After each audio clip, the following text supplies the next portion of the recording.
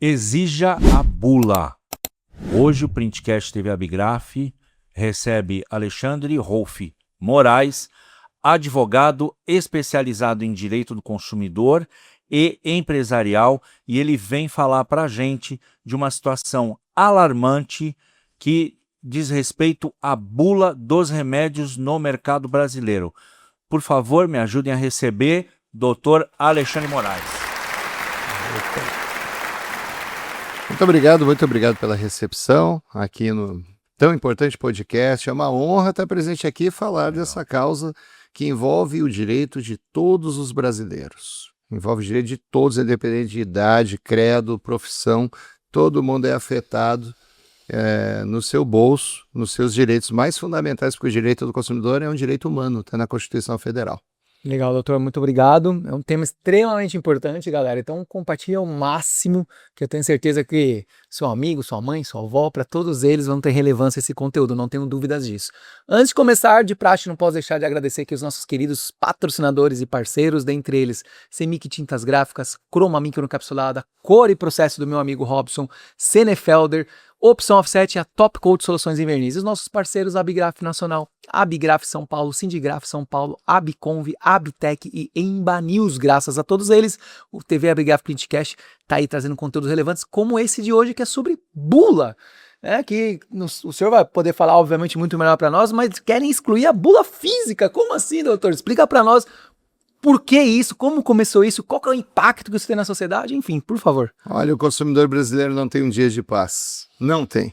Já não bastassem os golpes eletrônicos aplicados no sistema financeiro, sistema bancário, o crime migrou. O crime não é mais de porta de banco, não tem mais os assaltos a bancos que nós víamos nos faroestes, ele migrou para o meio digital.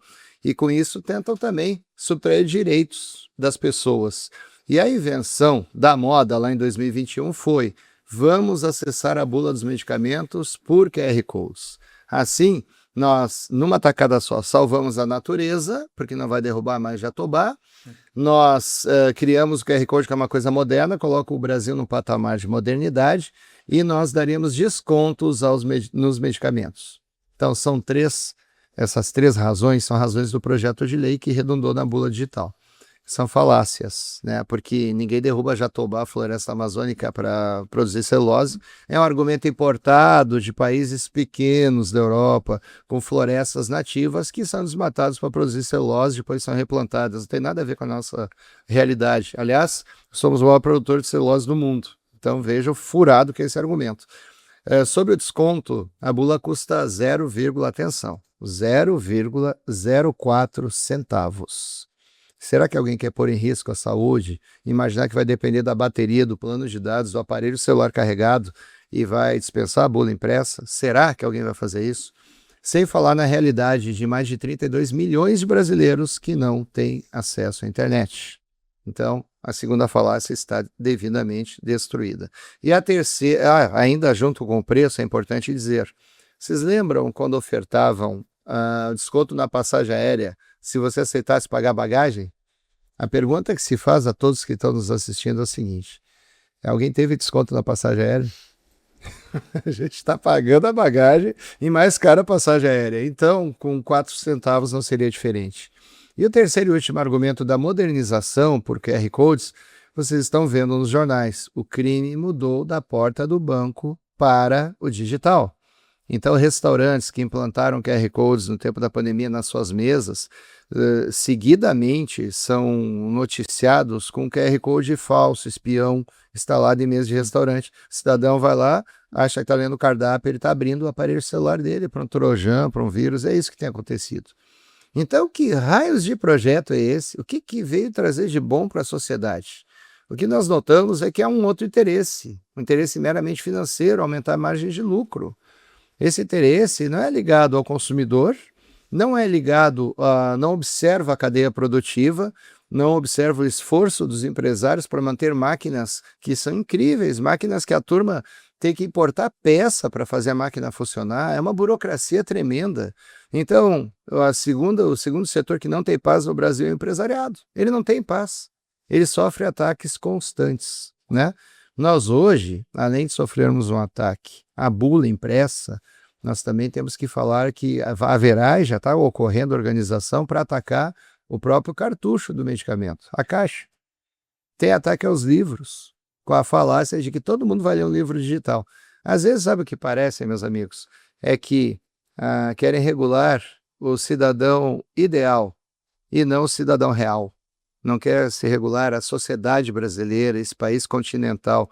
Nós temos aqui, segundo dados do IBGE, são dados do governo, 32 milhões de pessoas fora da internet, que não têm acesso à internet. Detalhe, os que estão dentro, conta quem tem Netflix. Não interessa se o cara tem um aparelho celular ou não com QR Code, com leitor de QR Code.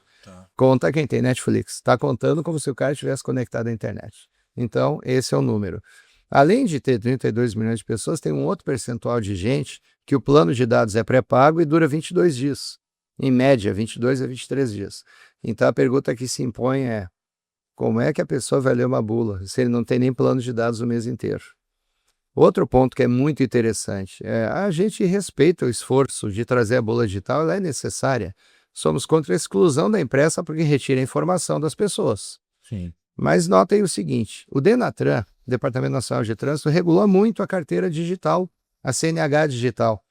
Está no próprio site do DENATRAN, você faz a sua carteira digital, salva no seu celular, aí você faz um print e coloca no carro, porque você pode estar numa estrada e não ter acesso à internet. Estamos em São Paulo, temos a rodovia mais moderna do país, a Bandeirantes, segundo consta, um pedágio caro. Experimenta andar 5, 6 quilômetros saindo de São Paulo para o interior, já vai falhar o sinal. Então ainda há muita falha, isso aqui é um país de dimensão continental. Por isso que nós achamos que essa iniciativa de retirar a bula dos medicamentos, ela é péssima ao consumidor, ela atende a algum interesse, não o do consumidor. Não o da indústria, não o da arrecadação de tributos que os estados arrecadam. E felizmente o nosso parlamento está sendo sensível a isso, está voltando atrás.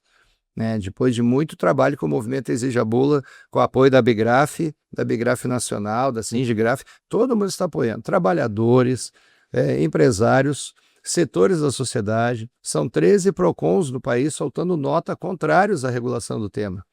Porque agora o que se fez? Se aprovou no plenário do Congresso no sistema de votação híbrida. Atenção, um projeto desse era para se discutir com comissões temáticas do consumidor, Constituição e Justiça, da pessoa idosa.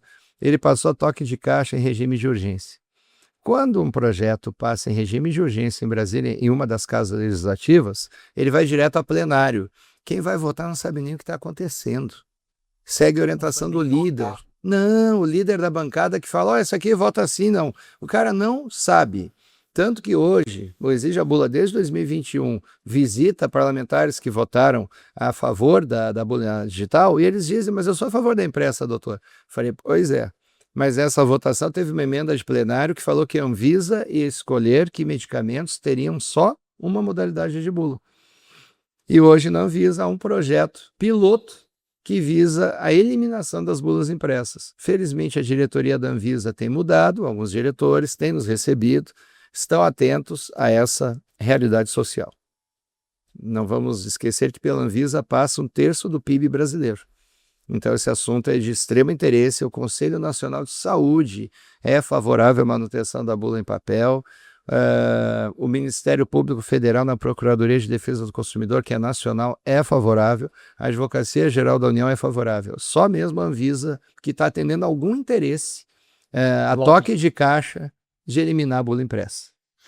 Eu cheguei a ver no Instagram um senhor de uma grande empresa, falando sobre a bula impressa, que isso era um mal para o remédio, falando de questões de modernização e tudo mais. Com certeza a plateia dele lá não era uma plateia que tinha um entendimento para isso. Mas é o que a gente lá de fora vê, Tem, obviamente, esses interesses, mas certamente tem todas essas dificuldades que o senhor trouxe.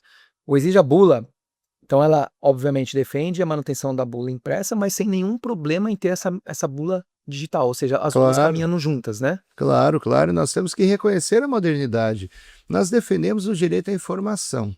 Venha de todos os lados, não é assim uma coisa. Por exemplo, conversando com o deputado outro dia, que não entendia muito bem, de um partido que acha que não tem que ter nem cinto de segurança em carro. Existe gente assim em Brasília. Existem narcocapitalistas, a gente costuma falar, São terroristas. Eles falam, não, Se o cara não quiser usar cinto, ele não usa. Aí eu falava, mas quanto diminui no impacto da rede pública os acidentes? Nós pegamos até o exemplo do Nordeste. Olha onde nós vamos parar falando aqui nesse podcast. Foi substituído, está sendo substituído ao longo do tempo, o jegue pela moto de baixa cilindrada, PACG 125. Sim, sim. E sabe o que aconteceu? Abriu um monte de hospital de traumatologia no Nordeste, sem precedentes. Porque o sujeito que tomava ali a bebida dele e saía no jegue, o máximo que aconteceu é o jegue derrubar ele numa poça d'água e ir embora para casa.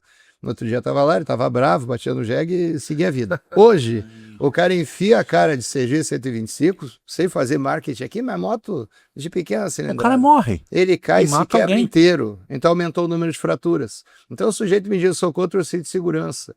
E depois ele me diz, eu sou contra a bula. Quem quiser que leia. Que leia onde? Que fabricante vai te mandar a bula se não for obrigatório? E aí eu tive que dizer a ele, quando um artigo de lei fala assim, ó, que é obrigatória a bula impressa, que a digital vai ser cópia, conteúdo idêntico da impressa. Depois tem um parágrafo que diz que a autoridade sanitária poderá escolher que medicamento vai ter uma modalidade de bula apenas. Eu estou dizendo o seguinte, você é motoqueiro, motociclista, você escolhe, ou você anda de capacete, ou você respeita a velocidade mínima da via. E todo mundo sabe que é para fazer as duas coisas, né? É para andar de capacete e andar na velocidade que alguém mediu, alguém disse, olha, aqui tem que passar 40, aqui passa 50, para a sua segurança. No fundo, isso evita o gasto público. Sim. E saúde é um direito universal no Brasil. Quem cai de moto vai parar em qualquer PS que for levado, né? E me parece que a bula é um tema tão sofisticado e tão complicado quanto. A gente não compra um relógio sem vir um livrinho explicando o funcionamento do relógio. Um brinquedo de criança, vem o manual. Agora, o medicamento, não, esse vamos deixar o consumidor sem informação. Isso se chama, em última análise, relativização do direito, fragilização do direito. Eu até invoco, está muito na moda isso. Vamos pegar um outro exemplo bem prático, o exemplo das plataformas digitais. Uma plataforma hoje que é a maior do mundo que vende comida. Ela vende comida, ela é especializada em comida. Ela não tem um fogão.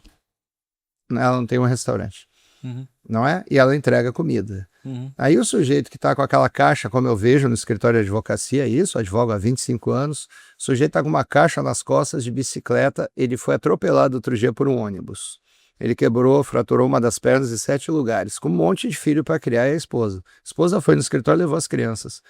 E ela falou, que direito meu marido tem? Vejam, ele não é empregado da plataforma. Ele não é empregado do restaurante que colocou a comida nas costas, na caixinha para ele carregar. Ele não é empregado de quem pediu a comida. Que direito ele tem? Ele está coberto por quem? Vocês perceberam isso? Isso se chama relativização de direitos. As coisas não podem ficar soltas na sociedade. Que raio de modernidade é essa que nós estamos caminhando que retira direito das pessoas? Torna o cara um ninguém. Esse cidadão, aí veio uma conversa assim, não, mas ele é empreendedor. Pois é, mas não tem nada em dia ali. A aposentadoria dele por invalidez ele não faz justo porque não está contribuindo. E alguém está tomando o serviço dele. Assim estão tomando os nossos direitos dia a dia. Desde a embalagem que você usa no seu lixo, desde o saco. Lembra que a gente comprava, quando éramos mais jovens, comprávamos sacos de lixo que cabia lixo, né? Que aguentava. Hoje você pega, fica com um pedaço na mão. Porque diminuiu a densidade daquele material. Porque tem uma legislação que permitiu isso. Nem a bebida sem álcool é sem álcool. Nem a cerveja sem álcool é sem álcool. Até 1% passa. Porque tem uma lei que diz, até 1% a gente passa um pano. Quem bebe sem álcool não é tão sem álcool. Não é sem álcool não. Quem está bebendo cerveja sem álcool não está bebendo cerveja sem álcool. Tem 1% ali, até 1% a legislação permite. Veja, nós temos que regular hoje vape. Vape não está regulado. Ainda tem gente que diz que é contra, daí entra pelo Paraguai. Caneta emagrecedora. O início da minha fala foi, consumidor brasileiro não tem um dia de paz. Não tem mesmo. Muito bom. Só, se o senhor falou da cerveja, falou do vape, eu descobri recentemente, na minha inocência, né, que a maioria, quase todos os cafés na prateleira não são puros. Tem um monte de tranqueira lá dentro. Eu fiquei pago. Como assim? Eu compro esse tipo de café? Minha inocência, eu achei que aquilo não existia. Aí, obviamente, lendo ali, a legislação permite. Falei, meu Deus do céu. Permite um grau de impureza nesse produto. Você tem o BPM, né? O ppm, parte por milhão da impureza. É verdade. Cara, Doutor, isso é um atentado contra a vida ou a integridade física. Minha mãe tem 87 anos. Ela aprende, ela estuda pelo celular e pela TV, mas é por vídeo. Para ler, a dona Joana precisa de uma lente de aumento. Para ler para ler a Bíblia, ler um livro, qualquer coisa. Como é que eu vou retirar a bula dessa pessoa? Pois é. Pois é. E não é só dela, tem gente mais jovem, eu conheço, chegam muitos relatos no Exige a Bula. Tem gente de 45 anos que diz assim: eu não quero um celular para tudo, eu só quero um celular para falar. Eu quero um telefone. Ele não quer tudo, ele vai no banco, ele quer falar com o gerente. Vocês vejam que cada vez mais, quando chega na agência bancária, vem alguém te ensinar a operar uma máquina, não te atender e resolver o seu problema. Verdade. Que é o que deveria, né? Verdade. O cara vem, não, entra aqui, aperta aqui, ele tá do seu lado ali para, né? Agora, nós temos uma parcela significativa da sociedade que quer manter a bula impressa. Quem diz isso não sou eu, não é Exige a Bula. É uma pesquisa da Datafolha, que apontou 84% das pessoas Altíssimo, querendo as duas bulas. Mas eu vou te falar um dado pior, vocês vão ficar escandalizados. Dentro desse processo regulatório da Anvisa para regular a lei e eliminar bula, porque não é o que a lei dizia, hein? A lei dizia que tinha que abrir, né? E a Anvisa já... Parece que alguém escreveu para a Anvisa uma consulta pública dizendo que o objetivo é eliminar bula. Deu 91% favorável à bula de papel. Como fica a situação? Mas não podia haver dúvida diante disso. Não podia. Não podia. E sabe por que a dúvida? Porque a Anvisa dispensou um instrumento regulatório que ela conhece muito bem, análise de impacto regulatório. Ela dispensou com argumentos simples. Para mim é uma decisão, atenção, uma decisão judicial sem base. E todas as decisões, sejam elas judiciais ou administrativas, precisam ser motivadas. Ela dispensou com base em ordem de mandamento superior. Diz, tem uma lei, eu tenho que fazer. Isso não é verdade. É preciso haver uma análise de impacto regulatório. São dois tipos de análise. Uma prévia, que já ia dizer isso, óbvio. Não precisa regular isso, porque ninguém vai dispensar. E a outra análise é a análise de resultado regulatório. Você faz uma análise de resultado, você vai ver, olha, implantei uma estação, regulei uma situação aí, implantei uma estação de tratamento em tal lugar. Vamos ver o resultado disso daqui a um ano? Ah, o resultado está ruim, poluiu, cancela esse projeto. Agora, você faz a posteriori, o ARR, Análise de Resultado Regulatório. A Anvisa determinou para esse projeto piloto só o ARR, não o AIR, Análise Prévia. É um tecnicismo que eu estou falando aqui para os empresários, para quem está nos assistindo, mas é importante falar disso, porque é aí que vão desmontando o setor. O que é aqui é uma desmontagem. E essa desmontagem vai prosseguir. Atenção, vai prosseguir na embalagem do medicamento, porque é uma pressão imensa para baratear a logística. E, quer dizer, o apelo ambiental foi para o espaço, né? Não interessa mais a árvore, o jatobá, porque retirando o cartucho de papel é plástico. É plástico que querem colocar porque é barato. O discurso ambiental dura até o meio-dia, quanto muito, às vezes termina antes. Doutor, está partindo aqui para o final, estamos numa versão mais pocket. Só para a gente finalizar, e de uma forma bem resumida, para onde está caminhando? Para ter essa integração das duas versões ou ainda há riscos da bula ser eliminada? Há grave risco da bula ser eliminada. Para você ter uma ideia, essas regulações são norma sobre norma, é inflacionado, o que larga de norma administrativa. Hoje, tem 986 medicamentos com pedido de notificação na Anvisa para retirar a bula impressa, que a Anvisa ainda não decidiu, mas ela já tem resoluções que ela pode eliminar a bula impressa, de 900 então, e poucos já existe, medicamentos. que ela sabe, ok, pode retirar, aquele medicamento pode não ter mais. Sim. Hoje, por exemplo, você vai na rede pública, já não tem mais bula.